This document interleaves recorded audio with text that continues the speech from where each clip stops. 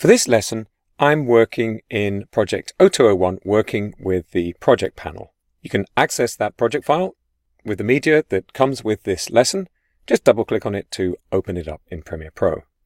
The project panel is where you'll import, locate, find, organize, and preview your clips. Let's get a little more familiar with this important part of the Adobe Premiere Pro interface. At the bottom left corner of the project panel, we have this list view and icon view. If I switch to the icon view, I'm getting a thumbnail representing the contents of this master sequence. We can see that over here in the timeline panel as well. Back in the list view, I'm going to expand this bin called media. I'm just going to click on the disclosure triangle there, and now you can see we've got quite a few clips already imported into this project. At the bottom of the project panel, there's a navigator, and if I click and drag along, you can see quite a bit of information about these clips. Here, for example, the video info heading is giving me the image resolution of these clips. If you click on a heading, Premiere Pro will sort the items in the project panel based on that heading. Here I'm clicking on the name heading, and it's reversing the sort order. See the direction of this little simplified arrow. I'll click again, and now we're back into regular alphabetical order. I'm going to double click on this media bin to open it in its own floating panel. And remember, bins in Premiere Pro have the same controls as the project panel, so I can switch this to the icon view as well. At the bottom left, I have the option to change the size of these thumbnails. I can make them really pretty big.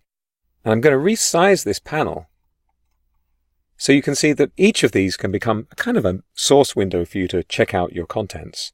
If I hover the mouse over a thumbnail, I get a preview where the left edge is the beginning of the clip and the right edge is the end. It's a very quick way to see the contents of your clips. This feature in Premiere Pro is called Hover Scrub.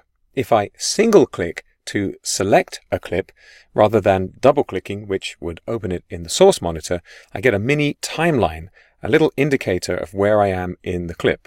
I can click this mini playhead and drag it to different positions, and I can use the spacebar to playback and stop. I should note that these clips have been renamed to make them a bit easier to find, and that's also useful for searching. At the top of the bin there's a search field, and you can type anything you like in here to find clips that match the text you type. So if I type in the word kids, you can see all the other clips are hidden and only this clip with the word kids in the name remains. I'm going to click the X here to clear that search field so we can see the rest of the clips. If I close the bin as well and hide the contents of this bin by clicking the disclosure triangle right next to the name here in the project panel, you'll see that the same feature works. In fact, it'll reveal clips that would otherwise be hidden. If I type in the word kids, well, I don't even need to make it to the end of the word. You can see that the clip has been displayed. And in fact, the sequence has been hidden. Any item at all in the project panel that does not match the search will be hidden. I'll just clear that search field again. So that's an introduction to the project panel in Adobe Premiere Pro.